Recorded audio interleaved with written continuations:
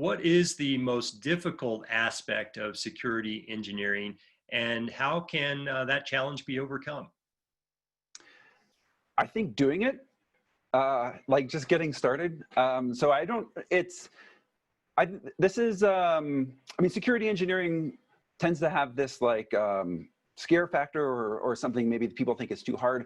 But one way to think about it is just thinking about like what could go wrong with a product. And engineers do this all the time, right? Like what happens when the battery goes down? You know, what happens if you can't connect? Security engineering is really just thinking about it from a, well, what happens if a like security attack happens, or what can go worst case wrong if there's a security attack. So there's really like nothing to, it's just another subset of engineering, but it's just having that discussion, sitting around with the engineers and be like, all right, someone attacks, what's the worst thing that happened? That's really the best thing you can do to get started.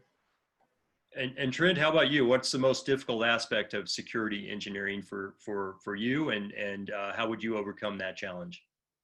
I think it's the balance. You know, oftentimes we say that we have to balance security and convenience. We could engineer a perfectly secure solution. I'm going to take this device, I'm going to seal it in a cement box and bury it 20 feet underground. And it would be super secure, totally not usable and not useful. And so I think that having the experience to balance, you know, how can we secure a system or a device, and how do we still provide a reasonable level of functionality to the user of the service? That's what we all have to do as engineers. Great. And Howdy, your thoughts on that? Well, you know, I actually think that some of the hardest stuff is not necessarily the engineering, but more some of the business parameters around, especially when it comes to IoT device security. Let me give you an example. A lot of devices that today are IoT devices have been in the marketplace for many, many years, but they're only now becoming connected. So if 10 years ago I sold a washing machine, something like that, right?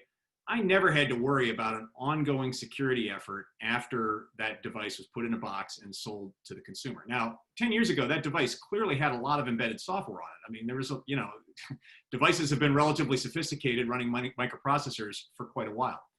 But I didn't have to, I could kind of get done with a project, wrap a bow around it as the manufacturer and be done with it. And then I'd be on to next year's washing machine. Today, that's not sufficient. Today, I may ship something which is secure to the best of my knowledge on the day that I ship it, but either a new hack comes along or I discover a vulnerability. Obviously, I didn't want to have it, but there's bugs. And I've got to have some ability organizationally to develop new software that fixes that bug, to deploy it, ideally automatically, because there's no homeowner in the country who's thinking about updating the software on their washing machine.